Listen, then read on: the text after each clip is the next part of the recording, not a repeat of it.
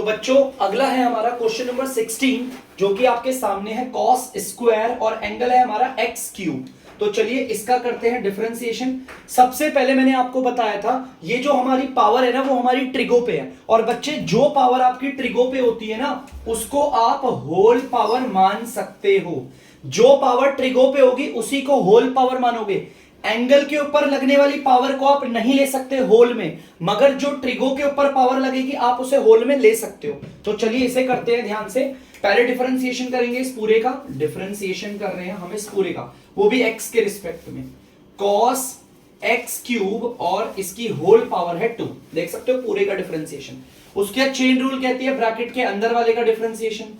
हम डिफरेंशिएशन कर रहे हैं एक्स के रिस्पेक्ट में कॉस एक्स क्यूब का, आपसे ब्रैकेट के अंदर वाले का। उसके बाद डिफरेंशिएशन करेंगे हम इसके एंगल का, एंगल है हमारा एक्स क्यूब, तो हमारा एक्स क्यूब का करेंगे, देख सकते हो, ठीक है।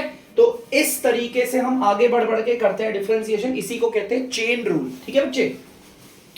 अब चलिए बढ़ते हैं आगे और इसे हम करते हैं, ध्यान से सुनिएगा बच्चे। पावर वाले क्वेश्चन कैसे करते हैं, जो भी पावर है, जहां पे पावर दिख रही है 2, पहले उस 2 पावर को लिखो, उसके बाद बेस को उतारो cos x क्यूब, और फिर जो इसकी पावर थी उसमें 1 घटा दो। अगर 2 में 1 घटाएंगे 1 बचेगा, और 1 आप चाहो तो नहीं भी लिखोगे तो भी 1 ही माना जाता है।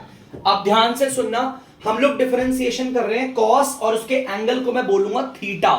हम बच्चे कॉस और थीटा का डिफरेंशिएशन कर रहे हैं। मैंने आपको बताया था जो भी ट्रिगो सी से स्टार्ट होती है उसका डिफरेंशिएशन करते वक्त माइनस का साइन आता है, तो कॉस थीटा क्या होगा आपका साइन थीटा। ठीक है बच्चे, कितना सिंपल हो गया, cos थीटा का sin थीटा हो गया इनटू, अब तो आप देख सकते हो इसका एंगल का कर रहे हैं ना, एंगल का x क्यूब, ये भी पावर वाला है, तो पहले पावर को उतारो, उसके बाद वेरिएबल मतलब बेस लिखो, उसके बाद जो भी पावर थी उसमें 1 कम कर दो, 3x स्क्वायर हो गया। अगर आप इसे सॉल्व करोगे तो इस 2 को इस वाले 3 से मल्टीप्लाई करेंगे, 2 3 जा 6, इसके बाद आप वेरिएबल लिखोगे x स्क्वायर आ गया अलजेब्रा आपका। फिर आप एक काम करो, माइनस का साइन आगे लगा दो, फिर आप ट्रिगो लिख लो, मैंने लिख दिया साइन एक्स क्यूब, और आपका आ गया कॉस एक्स क्यूब। आप चाहो तो इसे थोड़ा सा मॉडिफाई करके आंसर ना थोड़ा सा आपका डिफरेंट भी आ सकता है। कैसे मैं आपको बताता हूं, देखो ध्यान से सुनो, ये आपका आंसर करेक्ट है, लेकिन इसके अलावा कभी कभी बुक में कोई और सा आंसर दिखा रहा है, मैं आपको बताता हूं कैसे। आपकी ना एक आइडेंटिटी लग रही है, देखो ध्यान से सुनना, कौन सी, देखो ध्यान से, 2 cos थीटा और sin थीटा, ध्यान से सुनना, आइडेंटिटी कौन सी, अगर किसी बच्चे को नहीं पता तो मैं बताता हूं आपको। देखो sin 2 थीटा कब लग रही है, देखो 2 sin थीटा इनटू में cos थीटा, मतलब 2 देखो है, ये रहा 2, sin के साथ जो एंगल है मल्टीप्लाई बाय cos के साथ भी वही एंगल है, देखो sin के साथ एंगल है ये और cos के साथ भी यही एंगल है, और ये तीनों के तीनों आपस में क्या हो रहे हैं, मल्टीप्लाई, माइनस को तो हटा भी सकते हैं, तो 2 sin थीटा इनटू में cos थीटा।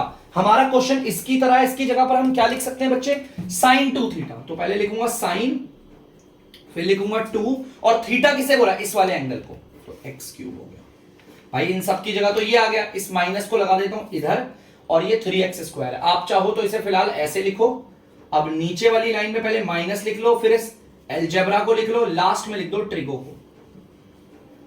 अब ये आंसर आपका मैच कर जाएगा आपके बुक वाले के साथ, ठीक है। तो जल्दी से इसे नोट डाउन कर लीजिए बच्चों आप लोग।